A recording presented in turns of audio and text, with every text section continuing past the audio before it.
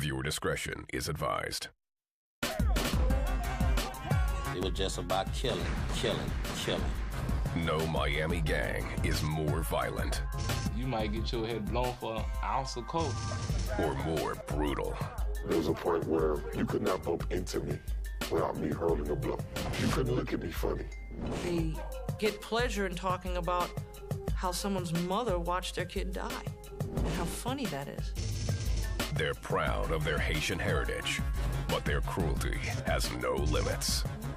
You torture your loved ones to try to make the parents talk. And if violence doesn't work, they'll call on the dark power of voodoo. A lot of people has been taken out through black magic.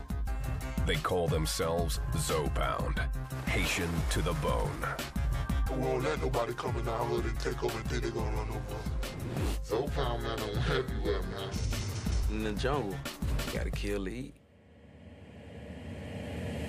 Gangland.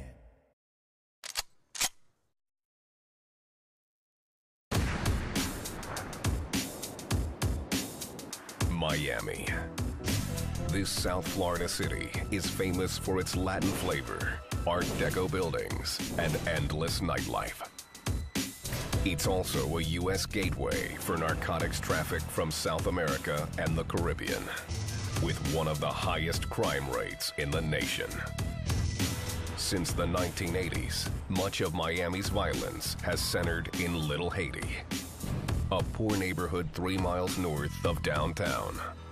I mean, it's not a neighborhood you would want to raise your child in. I mean, you know, every day you're hearing gunshots around, people getting killed.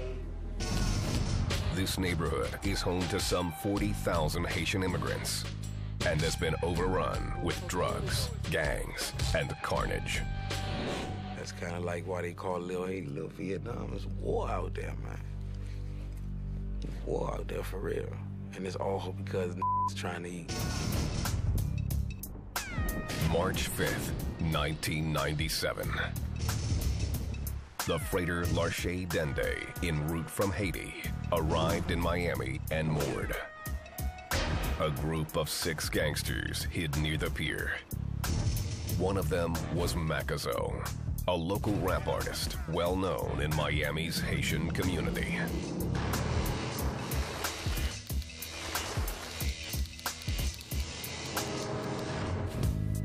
He was also known to be a leader of one of Miami's most feared gangs, Zopound.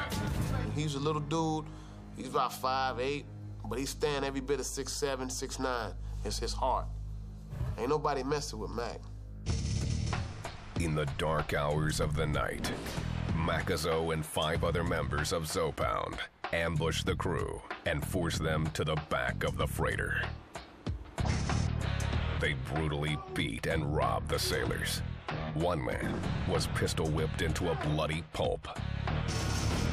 Robbing the ship's crew wasn't the gang's ultimate goal. Zopound's target was cargo they believed was hidden deep within the ship's hull. Better than robbing a bank. I'm not talking $2,000. We talking about units. If torture was necessary to get what we came to retrieve, we did what was ever necessary. Remember, we wasn't coming for, you know, a couple of $1,000s worth of coke. We was coming for a couple of million. Zopound is a secretive gang known for this type of piracy, home invasions, torture, and murder. When it don't stop till the casket drop, it's like we don't stop hustling till we die, man. It's something that like we believe in. This Zopound member, Blind, has been in a gang since 1987.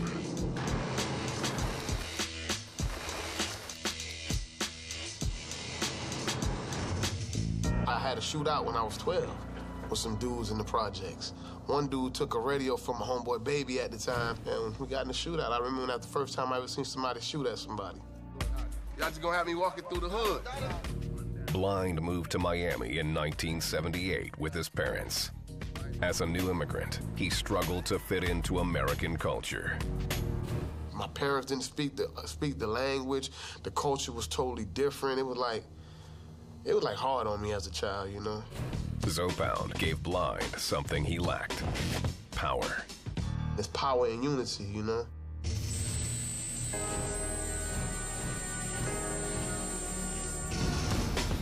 There's also power in secrecy. Zopound is mysterious by nature. Most members won't admit to being part of a gang and claim to be a movement promoting Haitian pride. Call it what you want. You know, everybody, it's just a form of identity. That's how they identify it as, whatever. But there's no truth to that. You know what I'm saying? They label us a gang for coming together for something positive, for a movement to help the people. I mean, I know where I stand. I know I'm not a part of no gang. 33-year-old Macazo is thought to be a leader in Zopound.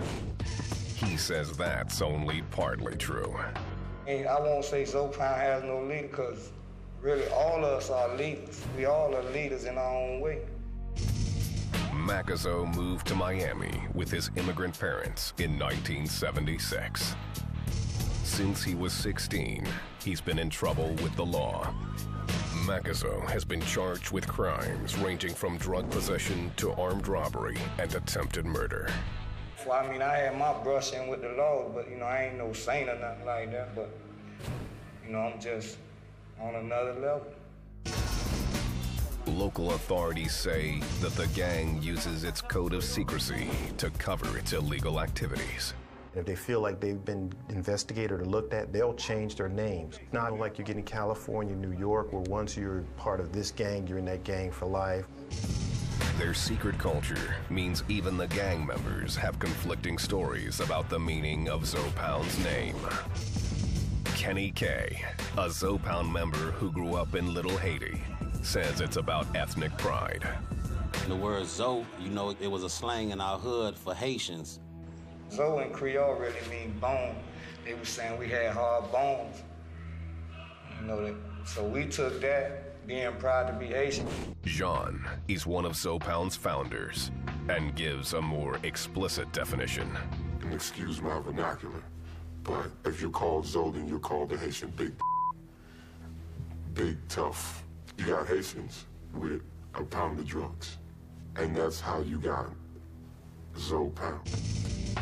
Jean asked to have his identity concealed.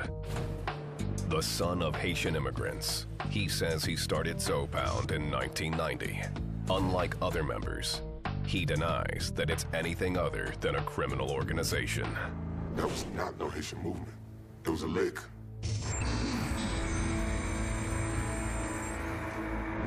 We went, we hit, we got the money, we got some guns, we had some drugs, we was off the chain. You want to call it a movement? What we did? We just was trying to get paid. Zopound developed a ruthless reputation over the years. Their specialty became a new form of piracy. Haitian ships were sometimes known to smuggle large quantities of Colombian narcotics, including cocaine and heroin, into Miami. Their gateway was the Miami River, a winding 6-mile stretch that runs out of the Everglades, southeast through the city, into Biscayne Bay. The Port of Miami is at the mouth of the river. Its narrow inlets make it easy for smugglers to travel upstream and slip virtually unnoticed into any of the hundreds of private docks.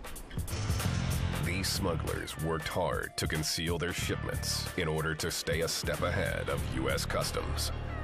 They put it in the boats and well it and like that. You're talking about hundreds of thousands of dollars in cocaine. Some local Haitian dock workers were part of the smuggling rings and were willing to tip off Zopound for a price. You got the old Haitian man, we call him the Haitian Poppy. He tell you what's going on, he give you the format, you know, how to go on, how many people on there, and he even tell you specifically where it's at. You from Miami, you know, the boats come in, the boats getting robbed, they getting touched.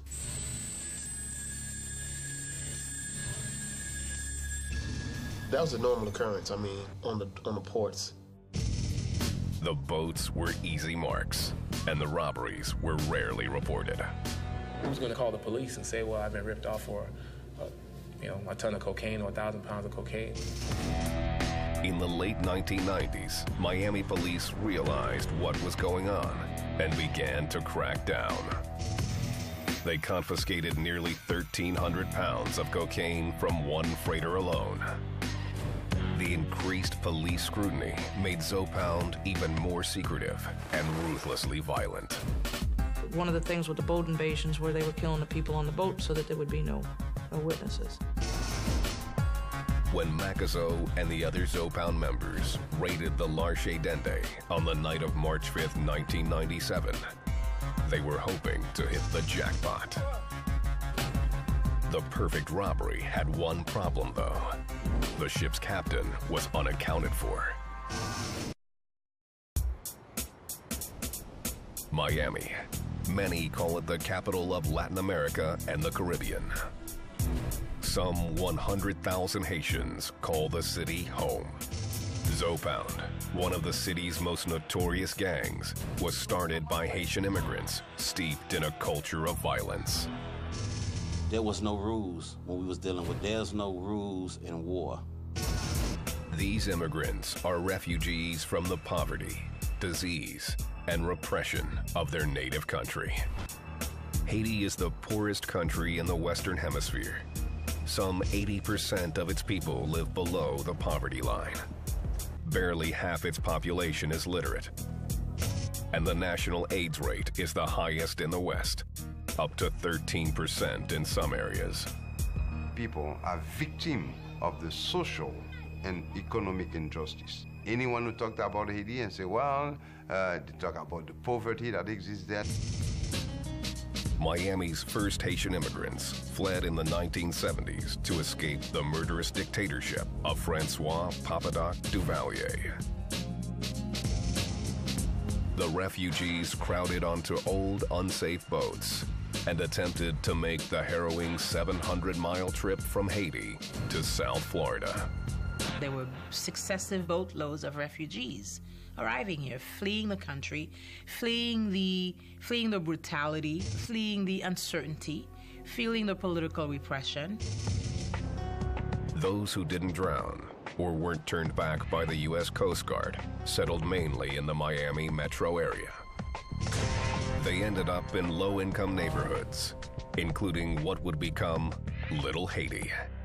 Out of all the immigrants, I guess society pushed us to the lowest of the low. In the early 80s, most Haitian immigrants were unskilled laborers who had to work 2 or more jobs just to meet basic family needs. I mean, it was rough on them, minimum wage, struggling to keep food on the table, pay rent, sometime behind on rent. You know, it was rough. I ain't had too much money and we was living like in a little shack, you know what I'm saying? Red Eyes joined Zopound while in his early teens.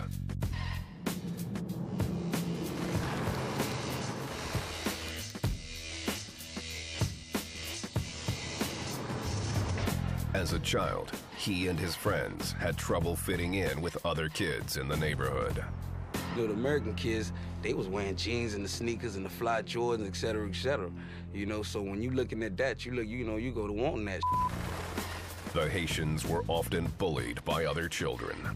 They catch a vulnerable Haitian person that's walking to or from class or to or from school, and a mob of kids will jump on them for no reason at all. See, in those days, because of those things was happening to Haitians on Fridays, they called Haitian Fridays, they would jump the Haitians. Jean remembers one fight when he was 12. I was in the lunch line, and a kid decided to skip me. He was a bigger kid, so he kind of did me up really well. But I stood there and I fought toe-to-toe. And I got hurled.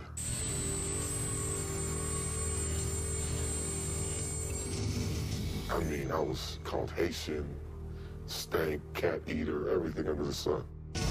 Jean and his friends realized they were tougher together than alone. In 1990, they formed Zopound.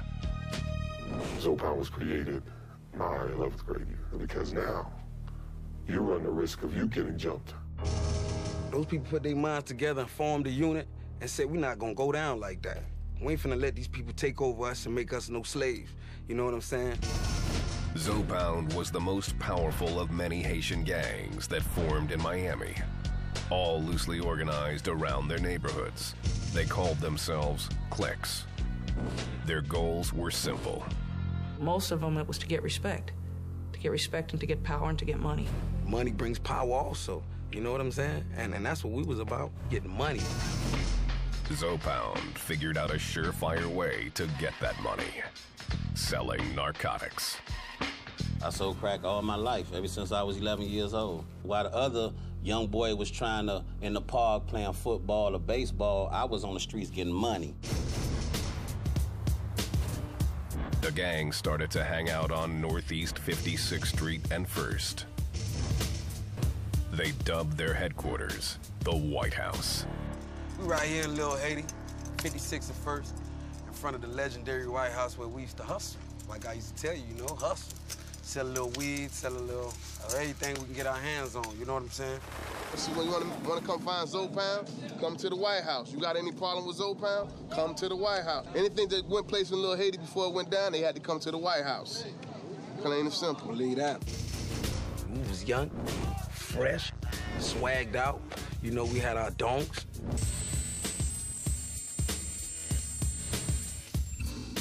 Everybody with their candy paint.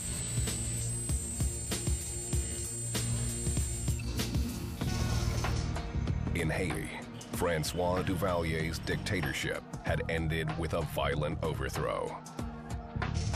By 1990, the country was a democracy and had elected a president, Jean-Bertrand Aristide. Then, in 1991, a military coup drove him out, and a second wave of Haitian immigrants flooded Miami. Many didn't speak English and had to rely on their children to translate. The person that was doing your translating were the kids. And they only told their parents what they wanted to tell them. The children soon realized they were in control. Some joined Zopound, which was turning from a group of dealers and thieves into hardcore gangsters. We had muscle to do whatever we wanted to do in the hood. We was in stealing cars and change the serial number, sell them. We wouldn't even rob banks, man. 94, 95 was when Zopound then became what you would call an official, recognized gang of killers. Jean quit Zopound, convinced its primary goal was no longer to make money, but to commit murder. In his mind, the force behind the change wasn't rebellion, but the gang's deepening involvement in the drug trade. We went from the weed to mixing. At the time, we called it bunk.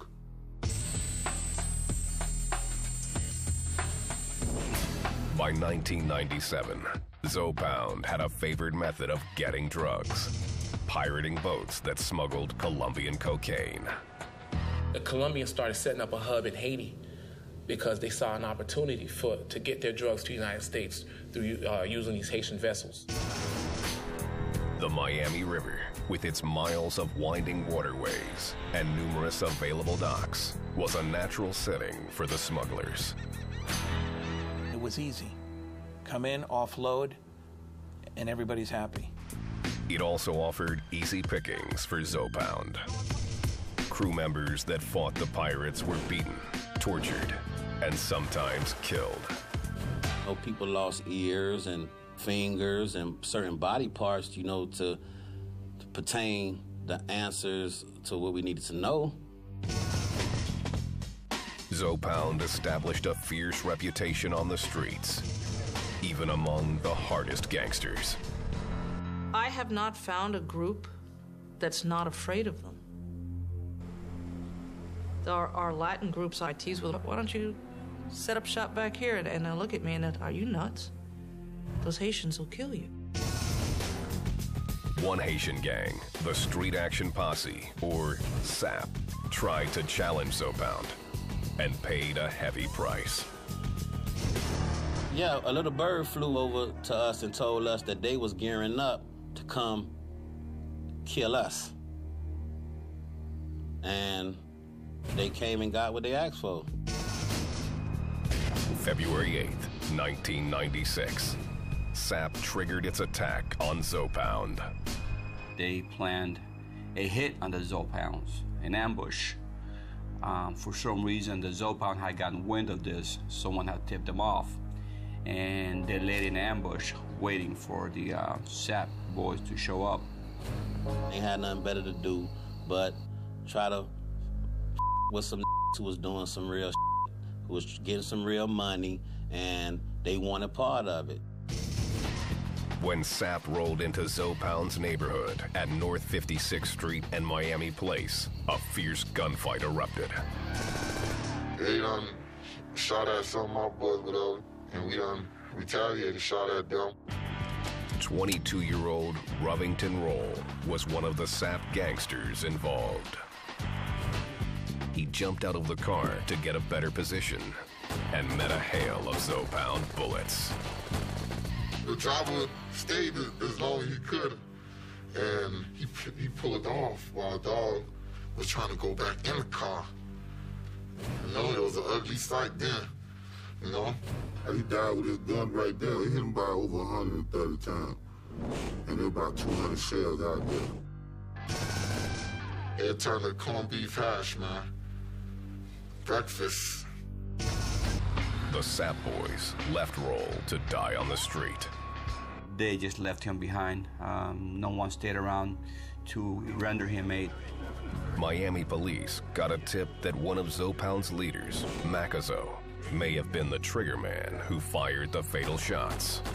One individual told me that it was in fact Macazo that actually shot Mr. Roll, as Mr. Roll was actually trying to flee. But that was never confirmed. No one from Zopound, including Macazo, was ever charged in connection with Roll's death. The reason? They were a violent group, a violent gang, but nonetheless, in this particular instance, they were ambushed. Zopound remained firmly in control of Miami. There wasn't no problem because we wiped that problem out as soon as it came up.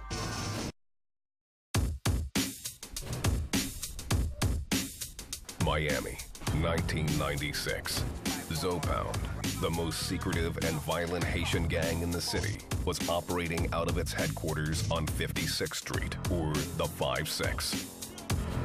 When you had to come through 5-6, you had to put your window down to identify yourself.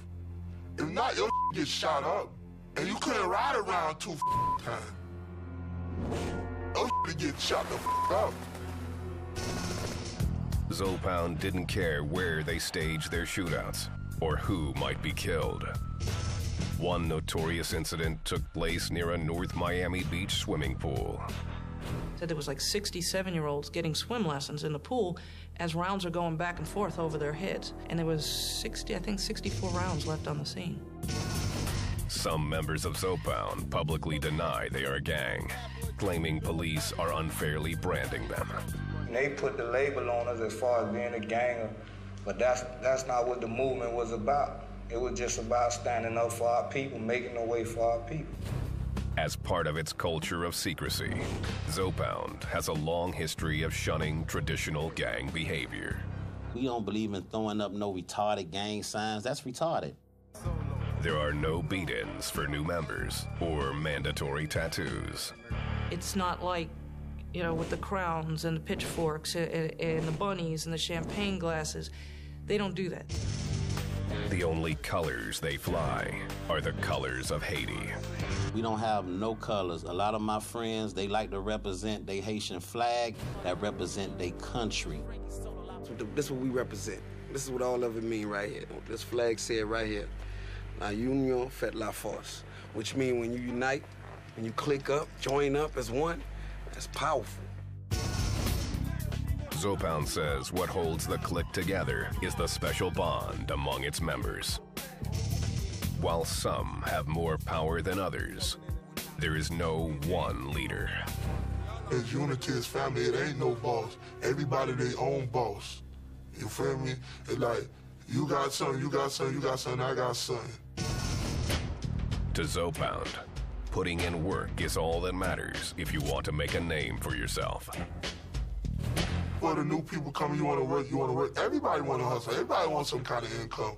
But by you showing your loyalty and your dedication, make you step up to different ranks. Loyalty and dedication often translate to random violence. One of the gang's preferred methods of payback, drive-bys. They called it riding. Riding meant you go out to look for people to kill. And they just drove around until they found the people they wanted to kill. But if you shoot at me, I'm gonna shoot at you back. I ain't gonna come out there with no knife.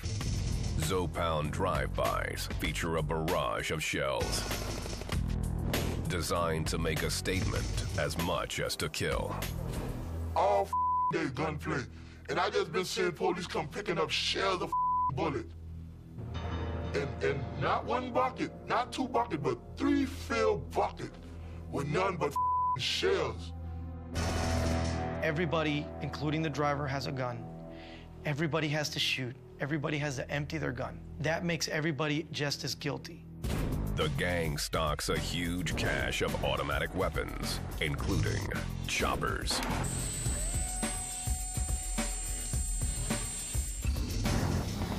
And they say the chopper, because whatever comes in the way, get chopped up. That gun is an epitome of power. It shoots a big round and does a lot of damage. That's a weapon of choice. Zopound doesn't always simply shoot their enemies or victims. Torturing them is often more effective. They have learned that violence controls people. If you're terrified of me, I'm going to get what I want, one way or the other. Zopound finds frightening new uses for common household items. People that was with me, whatever, they done plugged up the iron. You know, if you wrinkle, we'll straighten you out. You know?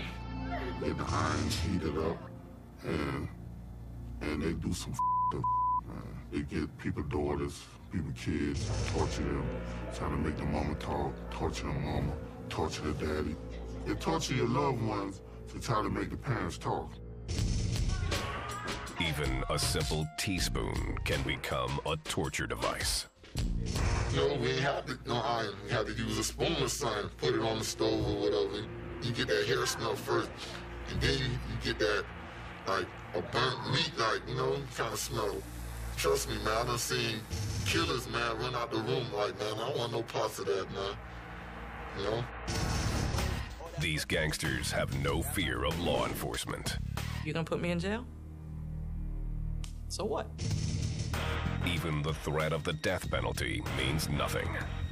And their mentality is, if I kill you, what can the state do to me? They can kill me. So once I've killed you, if I kill 14 more people, what can the state do to me? They can only kill me one time. Zopound does fear one thing: the mysterious power of voodoo.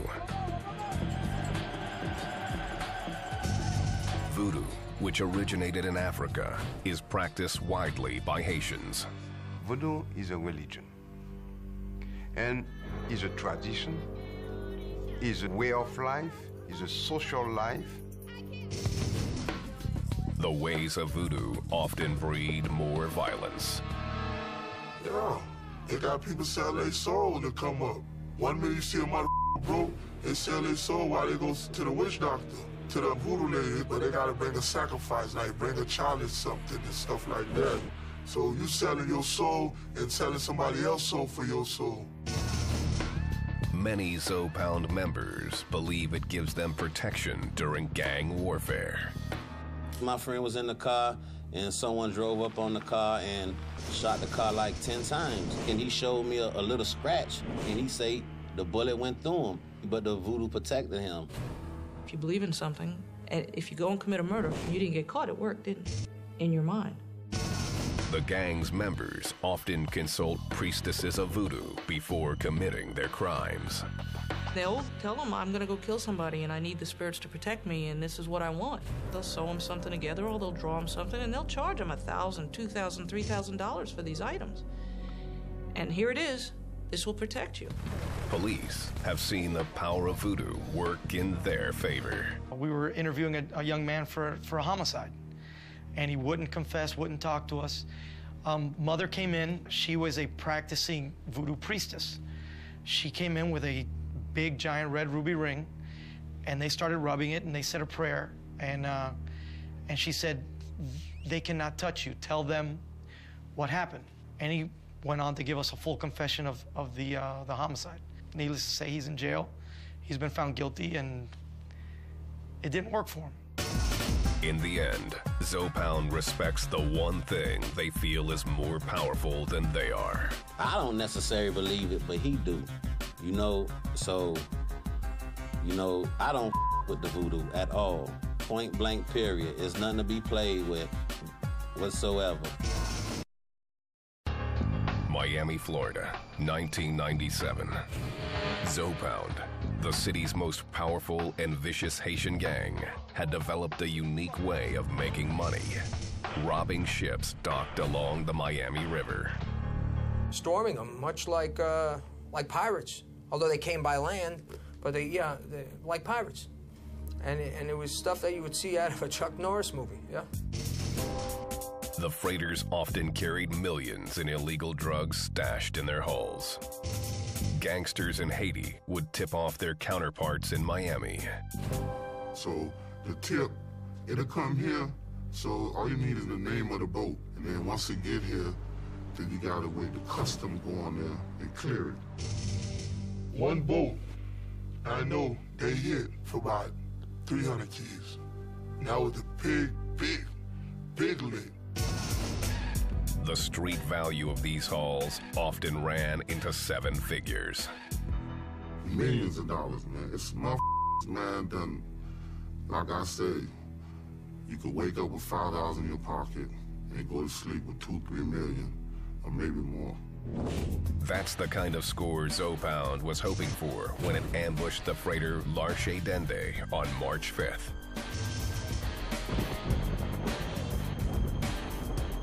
Six Zopound gangsters forced their way onto the ship.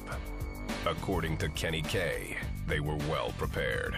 A few of my friends politely invited themselves on the boat, and they had blowtorches. Before turning blowtorches on the ship's hull in search of hidden drugs, Zopound subdued the boat's crew, robbing and brutally beating them. In the chaos, the ship's captain jumped overboard. He swam to shore and quickly called the cops. The police came and a few of my guys got arrested, you know, had them on the news, you know, accused them of being pirates. The Miami police caught a big break that night. One of the men they arrested turned out to be one of Zopound's leaders, Macazo. He was caught as he was fleeing. He caught quite a few charges from what stemmed on that boat invasion. Macazo was charged with burglary, armed robbery, and use of a deadly weapon. But even with Macazo in jail, the terror on the docks continued. These guys were violent. They won't give anything out. The only thing that they would give you is a hot piece of steel from a gun. July 14th, 1997. Pirates attacked the transport ship Vanderpool Express at a Miami dock on Northwest 30th Avenue. Miami police found 4 crew members dead on the scene. A 5th man was found alive, blood gushing from his slashed throat. He died later at a hospital. Vanderpool Express was a very ugly homicide. Miami authorities immediately suspected Zopound, but there wasn't enough evidence to link the gang to the murders. There were also no witnesses. Zopound became even more brazen in its efforts to steal drugs. they started a spree of home invasions. We speculated that the fact that the drugs came from the boats and it was dropped off to these stash houses, and then that's when the home invasion robberies were being done. The gang would get tipped to homes where drugs and cash were being stashed. A Haitian gang member in Haiti would get information that a person was coming to the States with money. They would contact their contact in the American Haitian gang, and they would set up a home invasion. They don't normally go into Joe Schmo's home. Most of their home invasions are not random. The targets are normally they've been staked out. This Zopound member remembers a long and uncomfortable stakeout.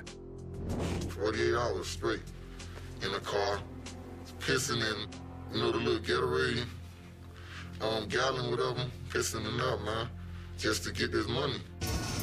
Zopound's home invasions were swift, terrifying, and usually featured torture. They'd kick in the door, hold everybody hostage. There was people sleeping, wake them up, tie them up, cut off the phone lines, whatever, put them in separate rooms, and ask each of them, where's that? The gang's tips weren't always accurate, but they thrived on blood and violence and showed no mercy to their victims. They would go to this house and do this home invasion, torture these people, and sometimes I even commit a homicide, and the people in this home are totally innocent, had nothing to do with nothing. One innocent victim was a 45-year-old father named Fred Benoit.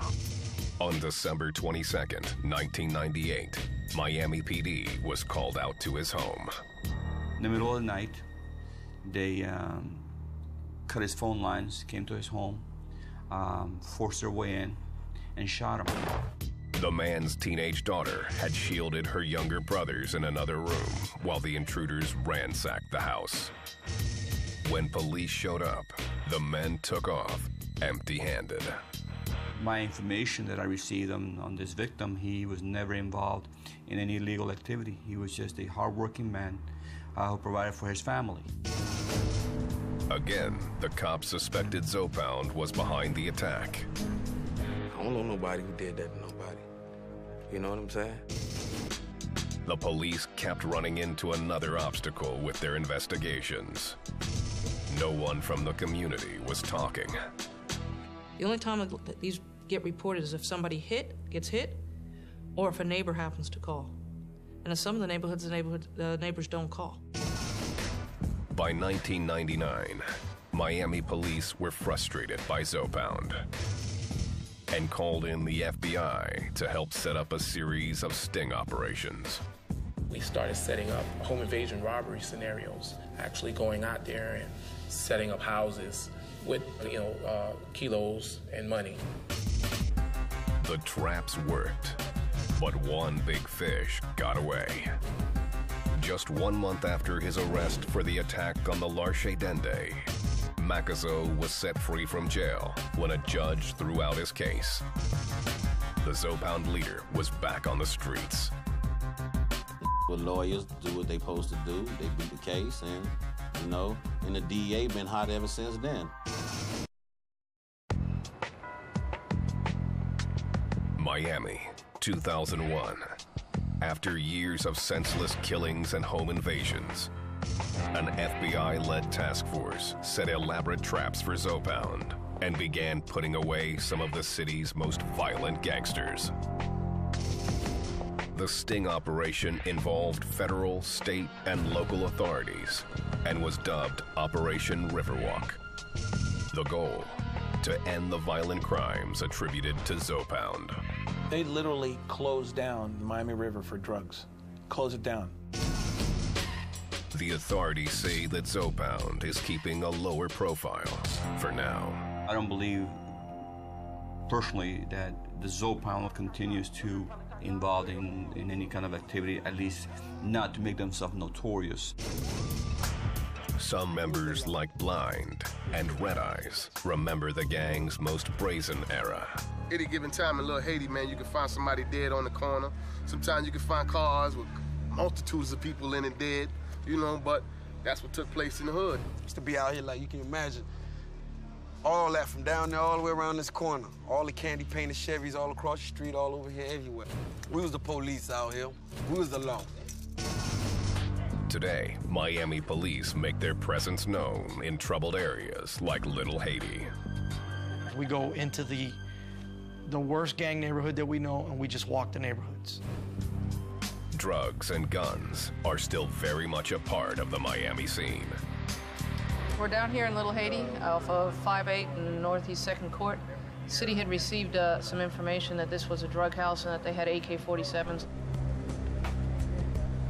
Officers don't hesitate to stop suspected gang members in Zoe Pound's stomping ground. There was a vehicle across the street over here with somebody standing outside, two by the house, and they stopped them. When they searched them, they found cocaine and marijuana. That's what we found so far. So 2 bags of powder cocaine and a little bit of marijuana residue. With Zoe Pound keeping a lower profile, the criminal activity in Little Haiti seems to have decreased. Send me somebody, Jody. Welcome to Miami. Okay, my guy was asked to kick off his shoes. When we did, we noticed a little something in the shoes. I guess this is why my guy, jumps high and runs faster, because the shoes will get you higher. This type of aggressive law enforcement may have lessened Zoe Pound's dominance of Miami. But that doesn't mean the gang is no longer a threat. It's still suspected that they are maintaining the importing and exporting of narcotics that they always have. Zoe Pound has expanded outside of Miami into other parts of Florida and beyond. They shifted north, by and large. And we just have to keep an eye out and an ear open for the fact if they start mobilizing again and start picking up back in the city. Mickey's not safe anymore. Mickey Mouse, they're taking up over Orlando. My guys are getting arrested in Georgia, in Alabama, in New York. They go where their business takes them. No, y'all saw that YouTube. I told you, Zoe Pound ain't local. We nationwide. The gang's founders also say Zoe Pound has expanded to more legitimate pursuits, including music. Got a hot new album coming out pretty soon. Look forward to that. My chain glow like a red-nosed reindeer. I can poke rosé on the floor. Ain't a thing here. Red Eyes now has a rap career and has recorded with some of the biggest stars in hip-hop, including Lil Wayne. Blind runs a music label called Zoe Pound Entertainment. We in the entertainment industry now, and we all over. We trying to do internet. We trying to do movies. We into making money now, real money, legal money. One of Zoe Pound's leaders, Macazo, has been occupied with legal issues. Though the charges associated with the Larche Dende raid were dropped, he found himself in the slammer again. This time, it was for attempted murder in a drive-by shootout just north of Little Haiti. He was convicted and sentenced to life a year later. Macazo and his lawyers are seeking a new trial. I will be back out there. Just not a lay down type. This is a situation where I gotta fight. I'm fighting for my life. His boys claim he was set up and wear Free Macazo shirts in his honor. Mac was railroaded. He's the most notable face of Zoe Pound. So that's how Mac got caught up in his situation, and that's why we have Free Macazo t-shirts, because we felt he was wrongly accused. The man out here play a big part in this music industry, trying to do positive things, and some other bullshit, they pull his name in it. It's like up how the system is, Zoe Pound members say it's just another chapter in a life that has been misunderstood. For them, the name has and always will be about pride. Streets embrace me like I claim here. I got married to the game. If it wasn't for the streets, we wouldn't be Zoe Pound. If it wasn't for the music, we wouldn't be Zoe Pound. So it was one. Like, that mentality is what built us to what we are right now. To be a Zoe Pound, man, that's one of the realest things to be. One of the realest things to be.